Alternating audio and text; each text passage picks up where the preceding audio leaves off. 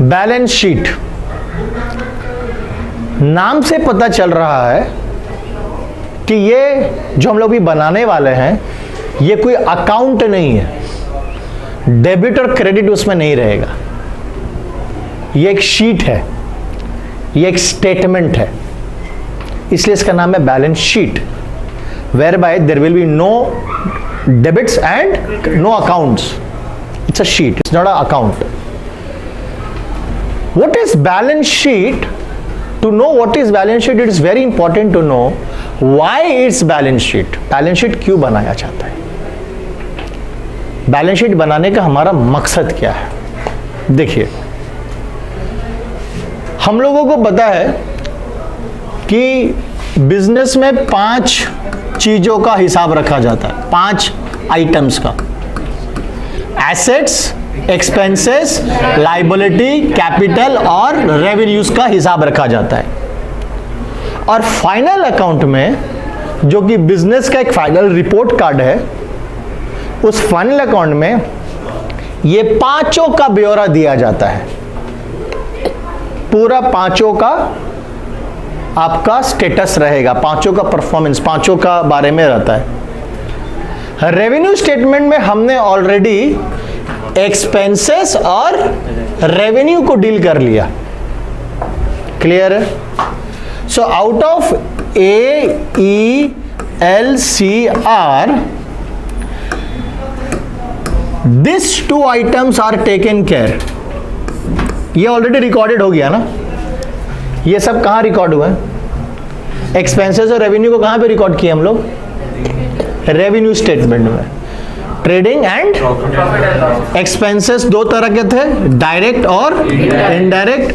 Revenue भी 2 तरह के हुए, डायरेक्ट और इनडायरेक्ट। ये और ये डायरेक्ट रेवेन्यू, डायरेक्ट एक्सपेंसेस, ये चला गया कहां पे? ट्रेडिंग में। और इनडायरेक्ट इनकम और इनडायरेक्ट एक्सपेंसेस, इनडायरेक्ट एक्सपेंसेस और इनडायरेक्ट इनकम, ये सब, ये दोनों कहां पे चला गया? पीएल में।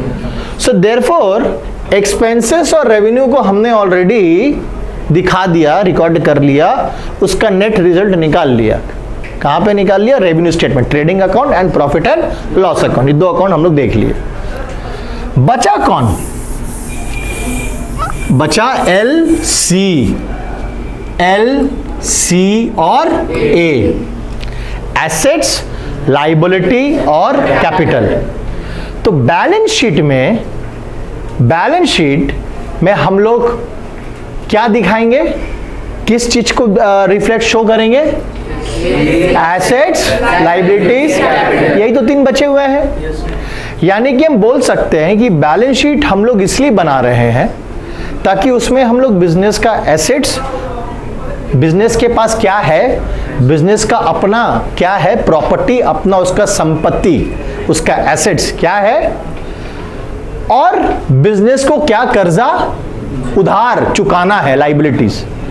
किसी भी इंसान का, तुम अगर किसी भी इंसान का भी औकात जानना चाहते हो, उसका नेट वर्थ जानना चाहते हो, तो सीधा उसका संपत्ति देखो, उसका पास एसेट्स देखो, और उसके जिंदगी में कितने कर्ज है वो देख लो।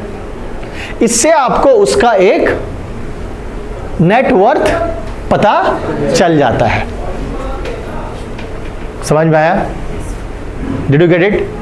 सिमिलरली बिजनेस का नेट वर्थ और बिजनेस का औकात अगर जानना है तो उसी तरह वही बिजनेस का एसेट्स एक तरफ रहेगा और बिजनेस के लाइबिलिटीज एक तरफ रहेंगे। कोई दिक्कत? समझ में आया कि नहीं आया? बढ़िया से समझ में आया? पक्का? बढ़िया से समझ में आया? सो देयरफॉर बैलेंस शीट ये फॉर्मेट है, सेम एक पन्ना का राइट और लेफ्ट।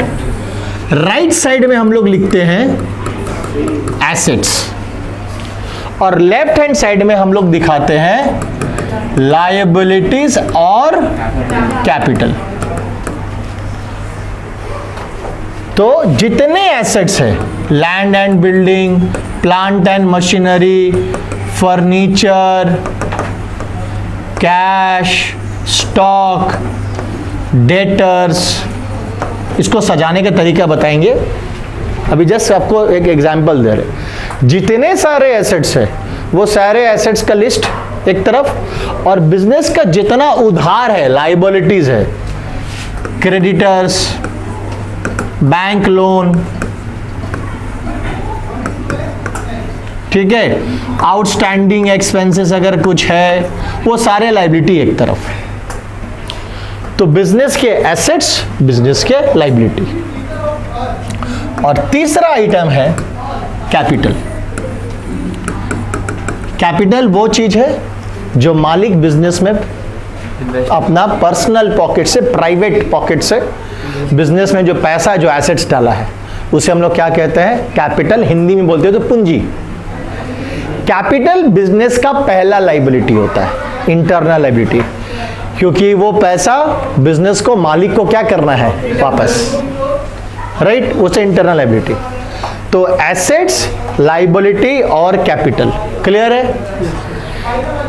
जो कैपिटल होता है उसके साथ हम लोग ऐड करते हैं बिजनेस का नेट प्रॉफिट। क्यों ऐसा करते हैं? सिंपल, क्योंकि वो नेट प्रॉफिट किसको बिलोंग करता है? बिजनेस का मालिक को बिलोंग करता है। और ये जो कैपिटल है ये और कुछ नहीं, ये मालिक का ही एक पर्सनल अकाउंट है। तो प्रॉफिट में हक किसका है? क्लेम किसका है? मालिक का। तो फिर वो प्रॉफिट मालिक के अकाउंट में जाके क्या हो जाएगा? ऐड। इसलिए कैपिटल, हम लोग को कैपिटल में प्रॉफिट क्या कर देते हैं? ऐड। वाइसी वर्सा, अगर लॉस हो तो जिस तरह अगर फल मीठा है तो मालिक का, तो फल अगर खट्टा भी है तो किसका? तब भी तो मालिक का। तो अगर लॉस हो तो हम लोग लॉस को क्या कर देते हैं? माइनस कर देते हैं कैपिटल से। अब अगर एक चीज तुम लोग बहुत ध्यान से ऑब्जर्व कर रहे होगे तो तुम लोग देख रहे होगे कि अगर किसी बिजनेस का औकात जानना है, नेटवर्क जानना है, और अगर हम बात करें कि बिजनेस का आईना जो बिजनेस का सही इमेज दिखाता है वो है बैलेंस शीट। क्योंकि बैलेंस शीट में पांचों आइटम्स है, AELCR। अब तुम बोलोगे सर ये क्या बोल रहे हैं, आप तो अभी सिर्फ A, L और C लिखा है, E और R कहाँ है? अरे भाई E और R भी है, हमने यहाँ पे एक्सपेंसेस और रेवेन्यू नहीं लिखा, लेकिन इन दोनों का बीच का जो नेट रिजल्ट था वो तो यहाँ पर लेकर के आया कि नहीं आया? एक्सपेंस मैं 10, मान लो बिजनेस का टोटल खर्चा 100 रुपया था, 100 रुपया का बिजनेस का एक्सपेंस हुआ है, ठीक है? बिजनेस का 100 रुपया का एक्सपेंस हुआ है और बिजनेस का 80 रुपया का खर्चा है, करेक्ट? तो मैं 100 रुपया भी लिखूं और 80 रुपया भी खर्चा लिखूं, ये नहीं करके मैंने इस दोनों का बीच का डिफरेंस 20 रुपीज निकाला और कैपिटल में क्या कर दिया? ऐड। समझ में आ रहा है? सो अल्टीमेटली ये कहना एकदम गलत नहीं होगा कि बिजनेस का ट्रू इमेज कौन दिखाता है? Balance sheet. इसलिए हम लोग बोलते हैं ना कि बैलेंस शीट देख लो, तुमको सब चीज क्लियर हो जाएगा। बिजनेस का अपना क्या क्या है, बिजनेस का क्या कर्ज है, मालिक का कितना पैसा लगा हुआ है, राइट? और प्लस उसमें तो आपको प्रॉफिट भी दिख रहा है, जो भी बिजनेस का प्रॉफिट हुआ उस साल। बैलेंस शीट एक पर्टिकुलर डेट को, तारीख को बनाया जाता है। याद रखिएगा, यह भी बहुत इंपॉर्टेंट कॉन्सेप्ट है।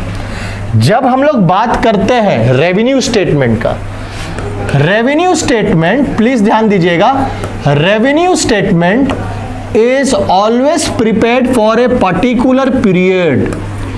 Revenue statement is prepared for a particular period. Say for example, January to December, 12 महीना, January, February, March, April, May, June, July, August, September, October, November.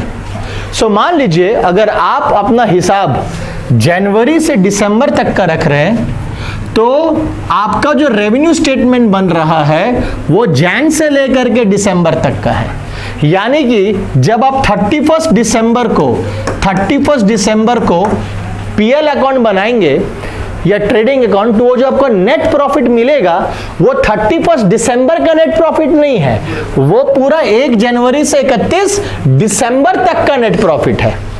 मतलब पूरा 1 साल का इनकम और 1 साल का एक्सपेंस। अगर आप मार्च महीना में बनाते हैं ट्रेडिंग और पीएल, तो जो मार्च महीना में आपको 31 मार्च को जो आपका ट्रेडिंग अकाउंट में जीपी निकलेगा या पीएल अकाउंट में नेट प्रॉफिट निकलेगा, वो 31 मार्च का प्रॉफिट नहीं है, वो जनवरी से लेकर के मार्च, वो 3 महीना का प्रॉफिट है और 3 महीना का नुकसान जो भी आएगा। समझ में आया? बट जब मैं बैलेंस शीट बनाता हूं, तो बैलेंस शीट जिस तारीख को बनाता हूं, मान लो अगर मैंने 31 मार्च को बैलेंस शीट बनाया, तो 31 मार्च को मेरा जो एसेट्स है और 31 मार्च को जो मेरा लायबिलिटीज है वो दिखता है। अगर मैं 31 दिसंबर को बैलेंस शीट बनाता हूं, तो एज ऑन 31 दिसंबर को मेरे पास जो भी संपत्ति है, जो भी एसेट्स है, वो वहां दिखेगा, और 31 दिसंबर को जो भी मेरा लायबिलिटी है वो वहां दिखेगा। सो बैलेंस शीट एक पर्टिकुलर तारीख को बनाया जाता है, और जिस तारीख को बनाया जाता है उस तारीख में जो भी बिजनेस के पास एसेट्स है, लायबिलिटीज है, वो दिखाया जाता है। लेकिन जब हम लोग रेवेन्यू स्टेटमेंट बनाते हैं, जब हम लोग अकाउंटिंग पीरियड का हिसाब से रेवेन्यू स्टेटमेंट बनाएंगे, तो trading account, profit and loss account में जो प्रॉफिट निकलता है वो कोई एक तारीख का प्रॉफिट नहीं निकलता है। जिस दिन बना रहे उस दिन का प्रॉफिट नहीं है, जिस दिन बना रहे हैं उस दिन तक का प्रॉफिट है। समझ में आया? क्लियर है? ये भी याद रखिएगा। इसलिए जब हम लोग रेवेन्यू स्टेटमेंट बनाते हैं तो हम लोग लिखते हैं फॉर द पीरियड, लेकिन जब बैलेंस शीट बनाते हैं तो हम लोग कभी नहीं लिखते हैं फॉर द पीरियड। समझ में आ रहा है? क्योंकि बैलेंस शीट कोई पर्टिकुलर पीरियड के लिए, उस दिन का, जिस दिन बन रहा है उस दिन मेरे पास क्या क्या है वो दिखाया जाता है। तो ये टेक्निकल चीजें ये समझ के रखिएगा। क्लियर हो गया बैलेंस शीट का क्या? तो अल्टीमेटली अगर तुम लोग थोड़ा सा ध्यान दिया होगा तो बैलेंस शीट में हम लोग क्या दिखा रहे हैं, हमारा जो अकाउंटिंग इक्वेशन वो घूम करके वापस आ गया। A square to L plus C plus R minus C, यही है ना? यही है ना? तो तुम देखो बैलेंस शीट में हमने ये दिखाया कि ए स्क्वायर टू एल प्लस सी, और इस दोनों का डिफरेंस हमने कैपिटल में क्या कर दिया, तो balance sheet is including everything, है ना? समझ में आया? इसलिए हम लोग बैलेंस शीट को बोलते हैं financial position net worth statement. It's a mirror, आईना है बिजनेस का। क्लियर हुआ? समझ में आया? तो बैलेंस शीट को ये आप लोगों को कॉपी करना पड़ेगा।